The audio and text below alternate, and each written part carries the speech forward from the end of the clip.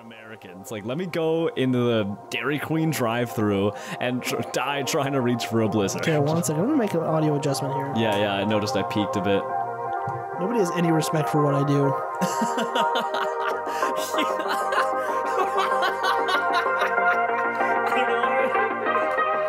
should just make that like the cold opener. Welcome to the Forest Creek podcast. I'm Raph. I'm Jarrod. And we're here today to review one of our favorite comedians. It's definitely my favorite comedian. John Mulaney. I like John Mulaney. Like, his specials are good. I just hardly check in with anything he's doing. He was coming to Vancouver. My sister and I were going to go get tickets, but like the bottom price was like $200.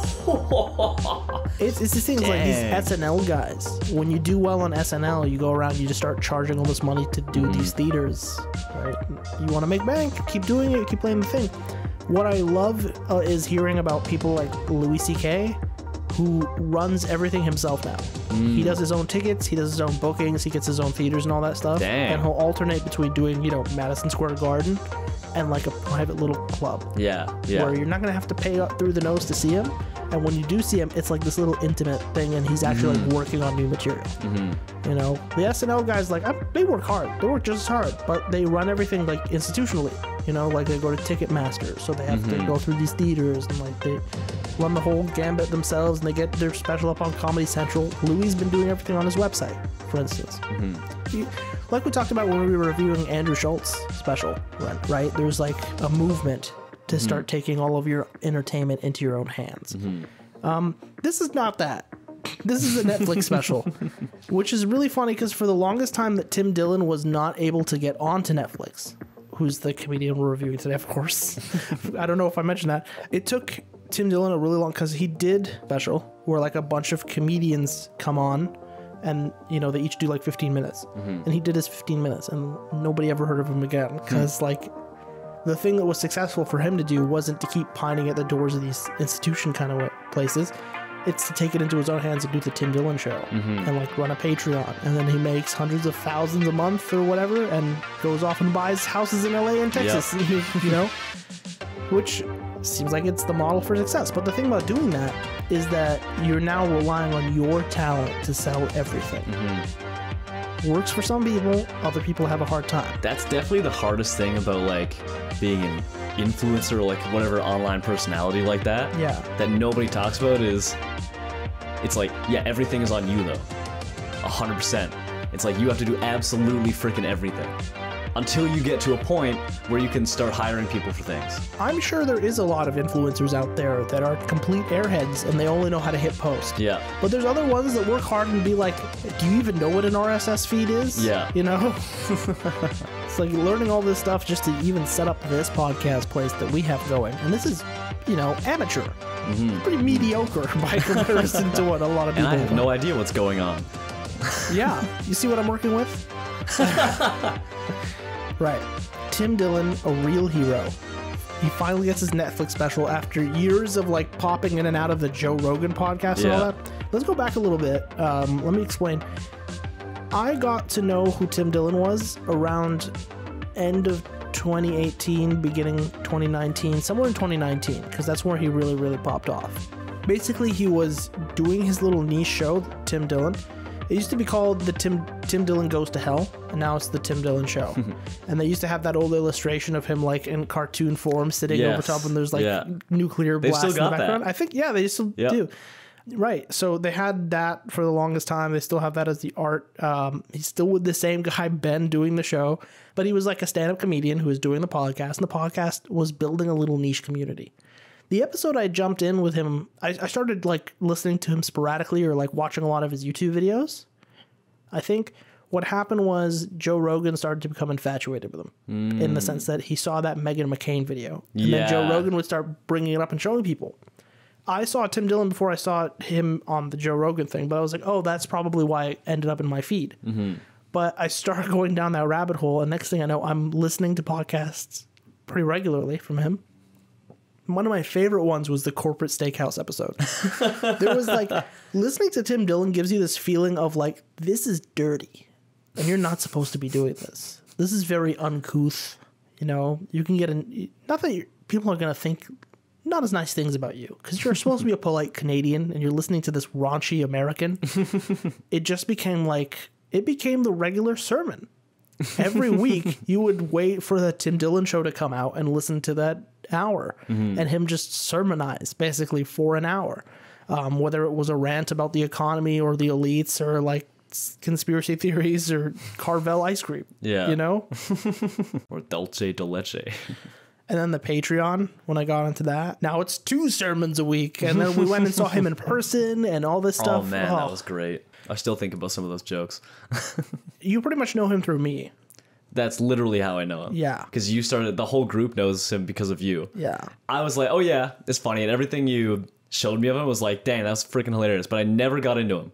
Yeah. Until I think March this year, when I started listening to him. I listened to like 1 to 2 episodes a day.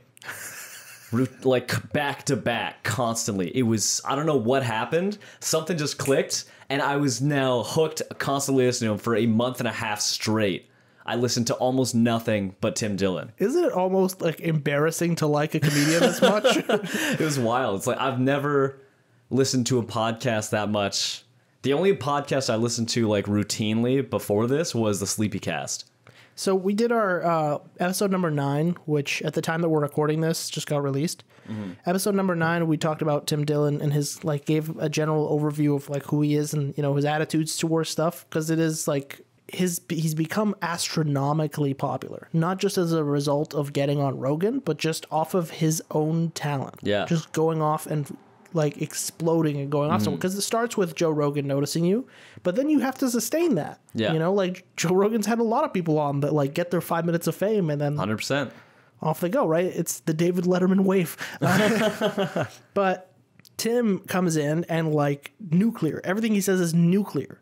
And he goes off and like, you know, when he's in the room that this is going to be a great show. Yeah. Right? Even for the things that kind of seem boring. Like I've seen him do a couple business podcasts and he still makes them fun. Right? And the other part to it is like, you know, it's also not going to be that same Jimmy Kimmel corporate sanctioned comedy. Everybody do the dance. Wasn't that something he said at some point? Is like, yeah, it was like, you people deserve Jimmy Fallon. That's what you want. Yeah, that's really you true. You want Jimmy Fallon dancing with Justin Timberlake. Like, the way he has rips like late night comedy for being what it is. It's so good because it's like as soon as with the comedy he does, as soon as he says something like "you deserve Jimmy Fallon," it's like you know that's the biggest freaking insult. It's up there in his arsenal, right? And the Tim Dillon show is kind of like that. It's that, but it's even wackier. Yeah. You know, he doesn't typically have guests. His producer doesn't talk as much as you do. Yeah. And he just goes off on to the microphone, just going through. I heard him talk about, literally yesterday, I heard him, his bonus episode, he talked about Lizzo's movie, Big Girls, and how it's like these people are at health risks because they're backup dancers, but they're all really obese. Yeah. And it's just like destroying them. And then, you know, you run into all these fun stories like him at the Bitcoin conference talking to Jake Paul. Yeah. Or him getting into an Airbnb war. Yeah. with the desert lesbians or whatever. I love how much he loves the Paul brothers. It's freaking hilarious. It's just, it's also one of these things, like, I talk about him all the time to my friends, to my family, to, like, people that know me professionally, and I kind of hide it away.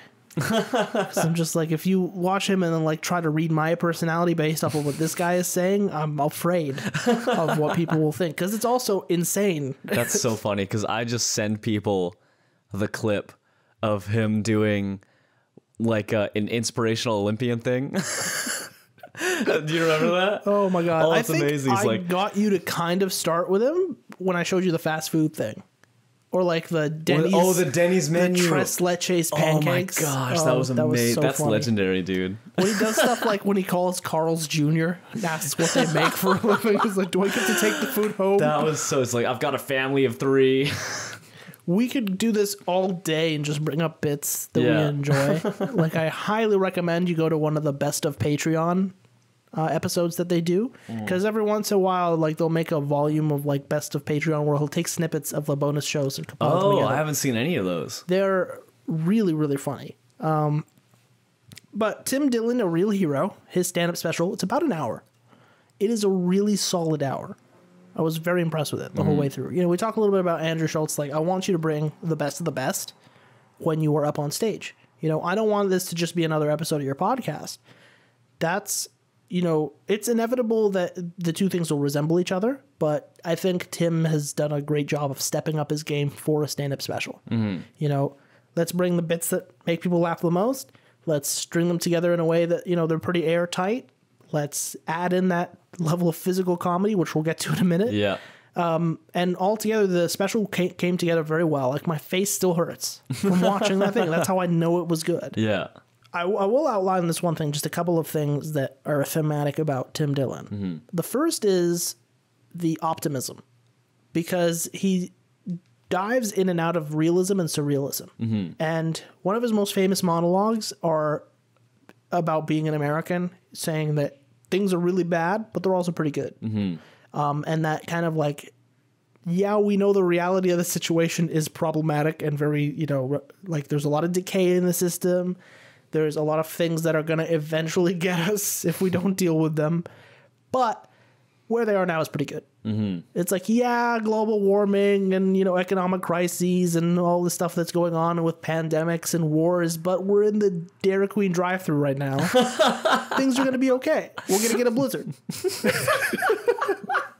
And that's the kind of like optimism that he brings to his things, right? Yeah. So when you see the special come on, the design of the special appeals to that. His name is in neon, that kind of like 80s nostalgia neon. And then this techno lasery kind of music comes on, and the theme is very like nostalgic. And it's bringing a lot of that energy of like, yeah, things are going to be okay. We're going to make it. He comes on, as opposed to Infamous, when we talked about the Andrew Schulz special. Yeah. This set is blue. You know, like the optimism color. Yeah. It's like a deep, sincere blue. And what he's wearing is actually like the static comedian uniform. Yeah. Right? The black t-shirt. Yeah. It's a tradition. It starts with like George Carlin always coming in wearing like a black turtleneck. He looks like a French poet. But that was George Carlin. And then the other thing about the reason why they do that is because it doesn't distract from the material. Very simple, very basic, right? That doesn't mean you can't wear costumes. Like, you should see Cat Williams doing his hair up like the mayor of Whoville. You know, fluffy with the, you know, palm trees in the background and the Hawaiian shirts. Yeah, it's like, yeah. it all works, right? But style counts for something. And when you don't have some style that you want to inject in there, when you want people to just focus on your material, the black t-shirt is the way to go. That's what Louis C.K. does, right? Famously. Always a black t-shirt. Black or like really dark blue. Yeah, right? yeah. I think one thing that's interesting, the way colors make you feel in the backgrounds, because comparing Infamous to A Real Hero, it's red and blue. Yeah. And I think it matches their styles well, because Andrew Schulz, I guess, I don't know, but it's like with the name Infamous and the way he goes about things, that like striking red color is always there. Yeah. And it's always in the foreground of like the way you feel about what's going on. And I think that's what he was going for. Whereas Tim Dillon, the background just sort of melds into what's going on and you pay attention to him more. Yes. I think with Tim Dillon, the stand-up special was very ethereal. It's in our imagination. Yeah. With Schulz, it's right here in front of us, right? Yeah. It's like the audience is lit up and Schulz is talking to the audience and it's like going back and forth. I forgot about the audience. Everybody be quiet. Yeah. You know, this is my stand-up special. Like, he doesn't not, you know, interact with them, right? He goes, "Did you have a question?" Dude, I think it happened literally twice. And the second time it happened, I was like, wait, was that an audience interaction? It felt like part of the bit because when he did we're it. Up in our imagination. That's the same thing with, like, you know, one of the fun things that he talks about is like the Tim Dillon show is really an audio show. We do the live stream, the video, and people get upset when there's no video. But he's like, I'm an audio boy. This is an audio thing. What are you? It's the same thing with stand-up. Like, most stand-up specials that I've listened to. I didn't watch them, right? I just put them on Spotify or wherever I managed to find them, and I listened to this show. Yeah. That doesn't mean you shouldn't watch them, but the strength of a joke and your material is going to happen in your imagination. Yeah. It's not going to come out with me looking funny on stage all the time, right? Yeah. It's like, I think the only visual thing with stand-up that matters is visual comedy. And Tim Dillon does that in his thing. He's like, they're doing stuff like this, and then he'll make gestures. Or when he does one of the TikTok dances. Yeah, right? Stuff yeah. like that. It's like the physical thing where he shuts up and starts moving. That's the joke now. It's like that's the only thing that's visual that matters. Now, again, not talking down physical comedy, because there's a really big element to presentation, right? That's why the design of your set is important. Yeah. And the other part to it too is like when you're managing the energy on stage, how are you pacing back and forth? What bits do you stop on? How are you looking at the audience? And when he talks, like when he opens up with his bits about people in Denver being glazed over and he like takes on that kind of expression, it's like, yeah, he nailed it. Yeah. He did that. He's been doing the podcast more often, but he also used to do a ton of visual sketch comedy. And when you see his visual sketch comedy where he's like dressed up as the giant Corona ball and he's got a cigarette dangling out of his mouth and he's like just kind of shrugging at people like I can't get a job and all this stuff. It's like he's nailing that kind of thing. Yeah. Or when he was playing somebody who's like got a million diseases, but they're walking around New York going, this city will never die.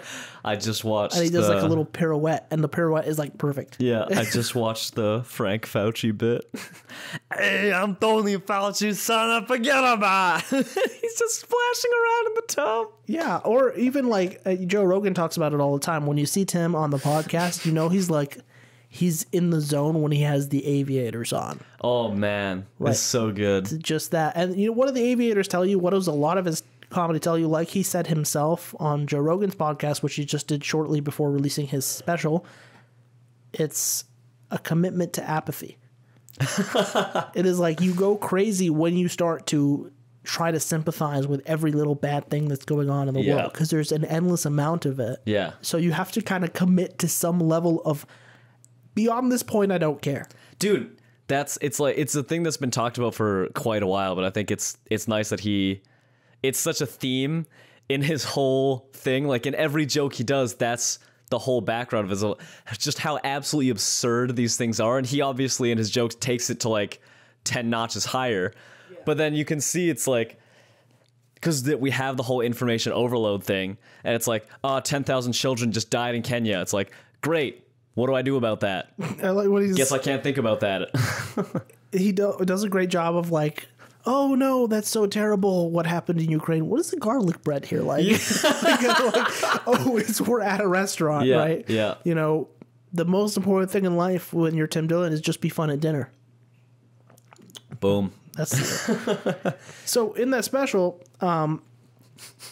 that this is all right kind of thing comes around. What does he open with? He opens with that classic comedian thing, like, let's start with a joke about the place I'm in. Yeah. You know, when he talks about Denver, hits it pretty well. He doesn't like nuke the town very much, but he just kind of like opens up like, I know what's up here. I'm not going to start talking about how awesome you are from the get-go. Yeah. This isn't the fluffy show. I think it's so good in that it's like, because the joke is everyone here is so beautiful and athletic, but when you look in their eyes, there's nothing inside. It's a glaze. And then he goes from there to one of his specialties. I'd say the area where he's able to appeal to the widest audience is when he talks about food. Because this isn't a guy who doesn't know what he's talking about. He can Jim Gaffigan this sucker. Right? Yeah. He can break out the fast food bits, you know, talking about Pizza Hut and like the quality of person you have to be to go sit in the Which Pizza Hut. Which is the worst, because as soon as he said that, I was like, I've done this. When he started talking about Little Caesars, I just looked over towards you, because it's like a joke between us that Little Caesars is like hooker pizza. I had Little Caesars for lunch 3 days in a row this week. So when he brought that up, I was like, he's targeting me. The only thing that matters is that it's warm. I was like, I literally go there because it's the cheapest, and now it's not the cheapest. Hot and ready, baby. Just say it's hot. They'll come. Yeah, so he opens up with the thing that everybody can get on board with, but you gotta Now I'm love he hungry. can't stop being himself. Yeah. He can't stop being about, like, let's talk about what the situation is that you are going to this. I like, you know, he's talking, he's glazed over, sitting at feeling terrible, sitting on the edge of his bed, and his parents are like, you're failing math. It's like, we're all failing. We're at Pizza Hut at 3 p.m. Another thing that is, like, a big element of his character, I think he can't not be who he is. He can't not be unfunny with his presentation of something, because his voice is naturally very hoarse. And like he says, like he looks like 15, a bad cop. 20 years of smoking cigarettes and doing cocaine will do that to you. Yeah. So when you hear him talk, he sounds like he's about to go on a rant no matter what he says, right? He also has that like younger white guy energy of like, hey, I'm the boss at this company and you're not doing a good job. You know? Like I've had a couple bosses like that. Like they're nice guys. They don't mean any harm. They're not upset with you. They sound like they're upset with you, you know, in that way where it's like Tim is a little upset with you. And he sounds like that. And he sounds like he's dissatisfied. But that's like a big part of where a comedy comes from is this dissatisfaction. If you listen to a Jerry Seinfeld stand-up hour, dude, he sounds like he's upset with everything. Yeah, absolutely. His whole thing is that everything's awful. Yeah. It's like, this is ridiculous. How this small little issue. Right.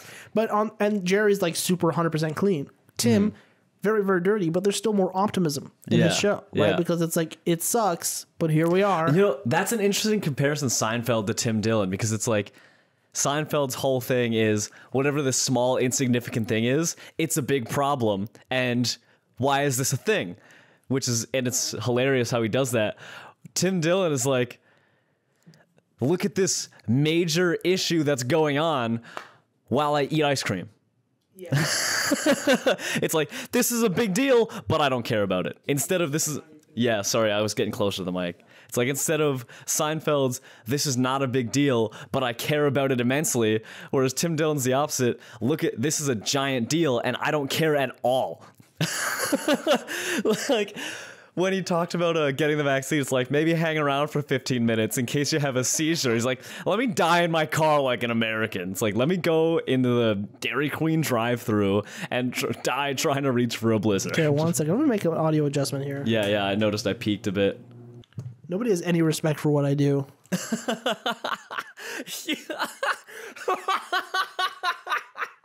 don't know why that hit me. You should just make that... like the cold opener. Just put, nobody has any respect for what I do. And then I have the opener. That needs to be like a title somewhere. just a t-shirt. That's our first piece of merch. Nobody has any respect for what I do. So the fast food thing you were talking about, that's a really good transition to one of his bigger, like, one of his great bits that he does, like a transition that he does that's very nice, is when he starts talking about fast food getting political. Yeah. Right? Because it's a great way to introduce that theme, that topic, without diving into a place that hurts people. Doesn't this annoy you too? Yeah. You know? Because I'm sure, like, even the most pro-LGBTQ activists, when they're going through the McDonald's, they're like, can you shut up about the pronouns and get me that Big Mac? You know, are the sauces in the bag? Are the sauces... It's funny because it's kind of true. Dude, and the way he describes it is like, Crypt Keeper monster is reaching out the window to hand you your fast food. It's like... Why am I seeing Adidas do a pride flag on their June socials? Yeah. Sell the pants. Everybody knows it's like corporations don't care about the whole gay thing. We talked about it a little bit in our Word It episode where we're talking about, you know, like corporate values are not real values. Yeah, you know? Like they're fake. They're fake and they're trying to pretend like it's the same thing. We'd all get along a lot better if we just were a little bit upfront about like, hey, this doesn't do well in Saudi Arabia. That's why we don't. You know, that was actually most recently Dave Chappelle bit about something similar where he's like, I'm at the Popeyes trying to get a chicken order and there's a racist guy behind the counter. It's like, you want some watermelon with that? Yes. But right? It's like, nobody cares. You're working at the... Yeah. It's Sonic, right? The Nazi works at Sonic. Yeah, it's like... I don't care if you're a neo-Nazi. You can't do much when if you're working at Sonic. It's the sauce in the bag. There was that one moment where somebody calls out, and it's just like, calls out indica or sativa. Yeah. You know, making a reference to what kind of cannabis do you think is better? It's like, first off, Tim is sober. Yeah. Like an ex-cocaine addict, alcoholic who's like... Yeah. So he does nothing. Not the person who would have the answer to that question. And when he was smoking weed, He probably didn't know what kind it was either. There could have been fentanyl in that sucker and like nobody would have known. Light me up. It was really funny because he was talking about it on the Joe Rogan show. It's like, I had drugs in my car all the time. I'm just really lucky I didn't get caught. It's like, I've been in like multiple car accidents, totaling cars. Like, still never always gets out of it somehow. But that's right before, this guy brings up Denver, and then he goes from there into talking about this other thing that he brings up all the time, that Texas versus California kind of thing. Because during the pandemic, we saw this big move where people were like, California's not doing a good job with the COVID mandating. They've been overdoing it maybe a little bit, and they're taxing me out the nose. Doesn't make sense for me to stay here. So people left, and then they would go, what's the nearest place that I can go to that I can still kind of be myself, but enjoy the benefits of being a place that has different policies? Austin, Texas. It's the most liberal city in Texas, right? Still kind of hippie, still kind of popular. There's music festivals all the time there, so naturally the culture kind of builds up around that. And it's a great show town. They had a little bit of the same homeless problem, but not nearly as bad as California. I don't think anywhere in the world has a homeless problem as bad as California. And then obviously it picks up a ton of popularity because Joe Rogan's like, I'm going to go there and I'm going to bring as many comedians as I can with me there. And this is going to be like the new hub, and we're going to start a comedy club. And then Elon Musk's like, I'm going to go do SpaceX over here. So like naturally people start gravitating and they start moving over towards Austin, Tim Texas. Dillon just goes, this is the worst place ever. It's like, well, he follows along and then he's like thoroughly unimpressed. When he starts talking about the pandemic, I love the way he opened it up with like, we started it up and it was all white bitch yoga energy. The earth is healing. The dolphins are coming back. And then it ends with a guy in a Viking hat trying to get Nancy Pelosi with a pen or something. Which isn't necessarily what happened, but it's like an interesting way to illustrate that difference. Because most people find that when white women try to tell them how to feel and what to do, they feel like it's condescending. And you can kind of see how that condescension, a little bit of it snowballs, and then it leads into people freaking out. Yeah. Right? It's like it started with you telling me what bread recipes to bake during quarantine, and now we're going to have a civil war. It starts small. It's the condescension. I think that's one of the biggest things about the pandemic is that like when we got told what was healthy and what was safe, and like we knew which boxes to check off that made us good people. Yeah. And then they didn't really do that, but we got to feel like they did. Yeah. I think it's that whole thing of like, this is the right way to live. And it's like people just telling you how to do everything. It's as soon as you tell people on a mass scale how to live, it doesn't work. Even if you tell us, like, that's the whole thing with parenting kids. It's like, do this, son.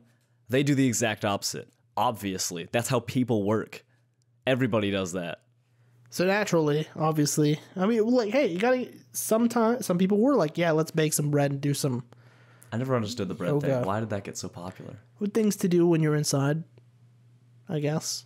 I mean, what is your apartment going to smell like if you're not baking bread in the quarantine? Do you want to know? Do you want to know the human filth stench that's going to accumulate over the time that those wine moms are just incubating inside of... I got a little bit of that Tim Dillon energy right now. From there, we get to... Because it's like the alternatives are either you freak out and you go to the Capitol, or you stay inside and watch Disney Plus, and that's where he gets into like the Disney adults, which I'm is like 100% with him on this. We got a fun little like range of all the Tim Dillon targets. Yeah, and we did. One of them is the Disney adults, which is my favorite thing he ever talks about. Yeah, I think one of my favorite parts about that is when he goes into like the. First off, he does this classic bit because like, he's done this bit before. It's like, if the Magic Kingdom was a real kingdom, my country would be at war with it. We'd bomb it. We'd torture Goofy. It would be like he's done that bit before. It's still really good. Yeah. But he goes from there into something almost deeper that he's kind of mentioned on the podcast a couple times before. But it's like his origin story is the parents getting divorced. That was a really, really good bit. And it's like, yeah, you can kind of see that apathetic realism, surrealism origin story of like, how does this guy end up this way? Yeah. You know? Oh my gosh, it's so good, dude. I'm 100% with him on that. He was like, if you're 36 and you're watching Disney anything and you don't have kids, you should go to jail. About your sickness isn't trending. Which it like, I love that as a bit, just because it's like, first off, it's a very classic Tim Dillon bit to do of surrealism, realism, right? And it pokes a funny situation. It's a very great comedic observation, but like the punchline is not only like great for the joke, it's like thematically beautiful. Your sickness isn't trending, so we're not interested. Yep. We're interested in other things. We're interested in things that are going to make us rich, the followers, you know, that likes and all that stuff. Sorry, like the cancer is just not up there today. It's not. It doesn't have one of the biggest Old hashtags news. next to it. We don't care. You know, Anthony Fauci isn't coming on the news to talk about cancer. He's coming there to talk about gain of function research. I'm kidding. He wouldn't talk about that. He Yeah, never did it's that. the opposite. Going into that, you know, it's a lot of the global versus local reaction to things, which he brings up during the pandemic. The way different places handled the vaccine, the way different people handled the pandemic altogether. This idea that you could go and get the vaccine at a CVS and they just tell you wait 15 minutes or you'll have a seizure or something. I thought that was so funny. When I got the vaccine, I was sitting there for 10 minutes. 2 minutes in, a worker came by and said, "What are you doing here? You can leave." And I was like, "I have to wait 10 minutes." And they're like, "Oh, okay." Came back 3 minutes later. Go, get out. I was like, it hasn't been 10 minutes. We need to, the like, get chair. out. Go die outside. They didn't need the chair. There were 30 empty chairs around me. I was like, We're just sick of looking at you. One of the things he brushes on there is like that, you know, the news calls it a holocaust of fat people. Which, hey, they were saying. It was like saying that this is killing a lot of obese people. yeah. They were being honest, but it's just a funny way to like phrase it. But like, you clearly love making people upset at CNN if you're like, you're gonna die any minute now. And then I'm talking about, because it's another part of the attitude, right? It's like, it doesn't matter how anti-vaccine you really were. When your grandma was like, "I'm not gonna take it," you're like, you should take it. You of all people. It's like, hey, even the people that advocate, most people who are not pro-vaccine, they were like advocating, hey, our kids shouldn't have to take it. A 20-year-old healthy young male shouldn't have to take it. Like the girl who runs the yoga class and does Pilates every day, it's like, you're probably fine. It was, but you know, when you see someone like Lizzo, someone like Tim, you're like, you should take it. I don't want to repeat, of course, the entirety of his I do. bit, Let's just say a word I just want to for like word. point out, here are the targets that he's kind of talked about, because this Yeah. is like, his special is a really good summation of his regular podcast, right? Where he might focus in on one of these things or like pick a couple headlines and go through it. Yeah. One of his most famous ones was The Pit. He did an episode called The Pit where he talked about some hospital somewhere else that kind of like blatantly said like, yeah, you know, when people just start dying from the COVID, we put them in what we call the pit. Oh man, boil them in a pot, Rick. Tell me about the pot. One of the things that he brushes on from there is the elderly and the people with these ideas. He even like touches a little bit on his mother, this famous character, his mother, man. was not like the most mentally stable person when he was growing up, and was like a swimming instructor who pretty much lost her mind. And she's like locked away in an institution, and he visits her every once in a while, but like, let's increase the dosage a little bit, doc, you know?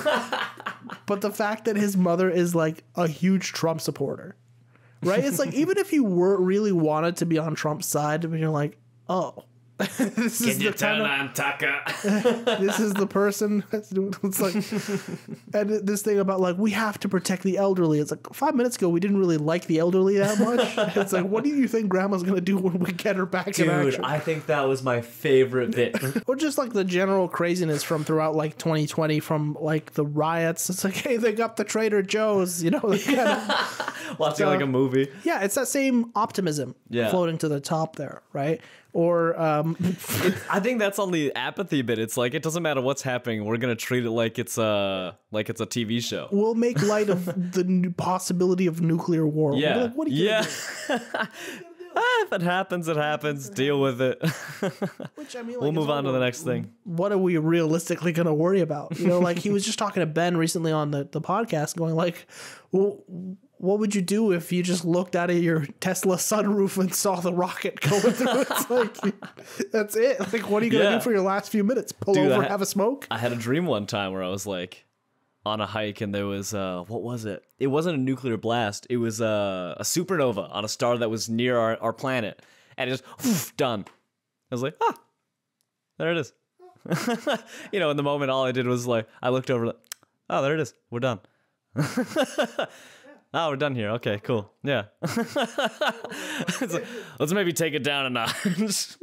I kind of, sometimes I wonder is like, if we get the alert that there's a nuclear blast and I don't know, we watch Vancouver go up in a fiery ball and like the gust of wind is coming. It's like, for me, I'm a little bit like, oh God, I gotta call my parents. I gotta like do all this stuff. It's gonna be the Terminator scene. She's at the fence and she's suddenly a skeleton. We're done.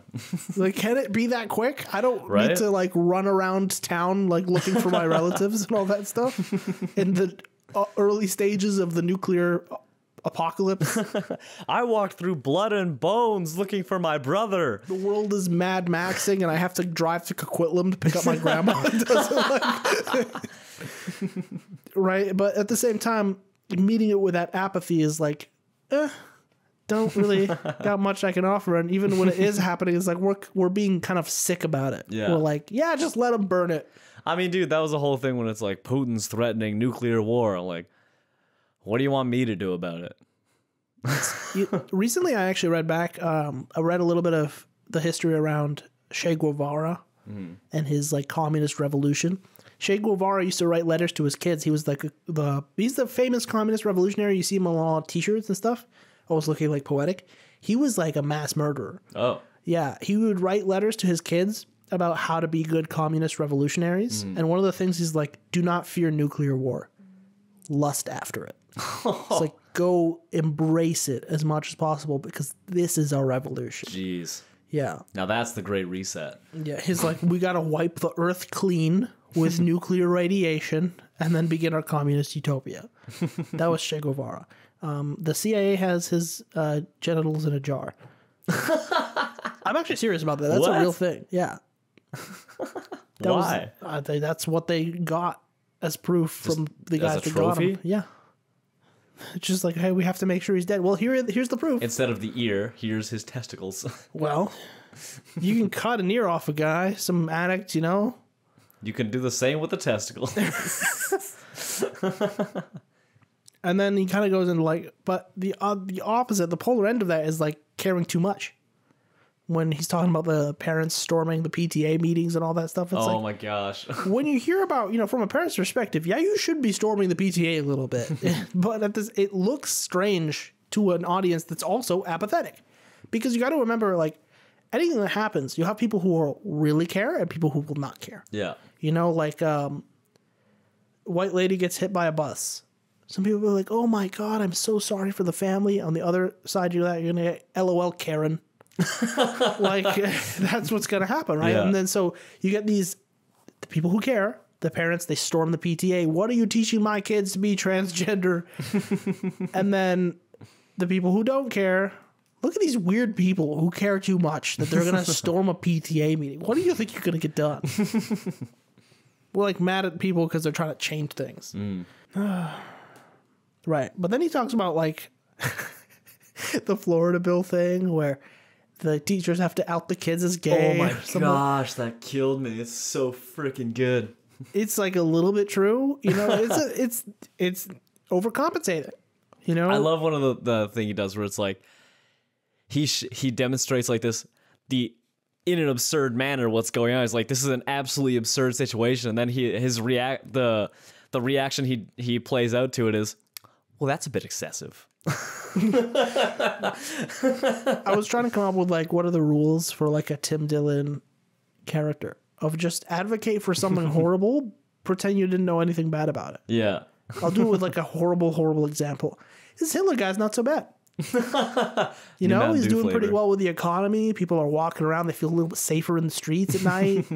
Everybody's smiling, waving around the flags. It's good to see everybody on the same page, you know, doing all this stuff. And then it'd be like, but Raph, he started camps where he started annihilating like millions and millions of Jewish people who would gas them, all kinds of horrible stuff. I'd be like, well, that's not good. That's a bit excessive. Well, that's a bit excessive. That's not good. It's like Probably shouldn't be doing just that. agree, just like be like, oh, okay, I didn't know about that. That was...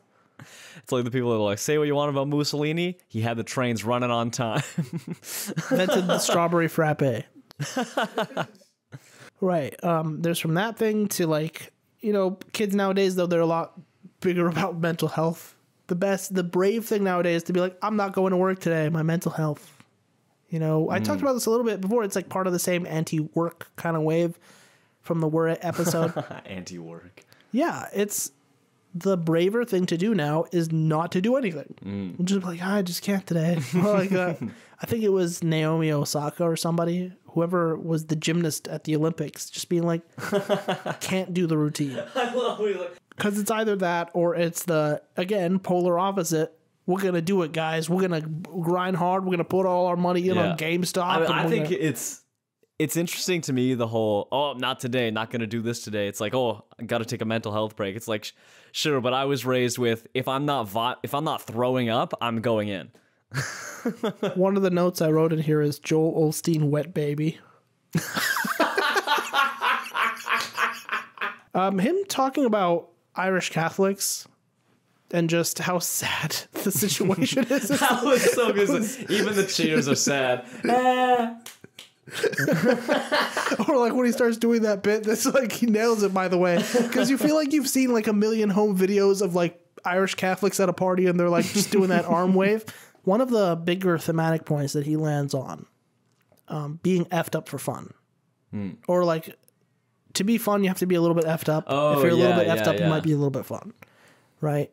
And that kind of coming along again, that same duality of this is bad, it's also pretty good. When Tim Dillon is talking, you feel like you are sitting with your uncle at one of those plastic chair table arrangements by the pool at a motel while he's smoking a cigarette.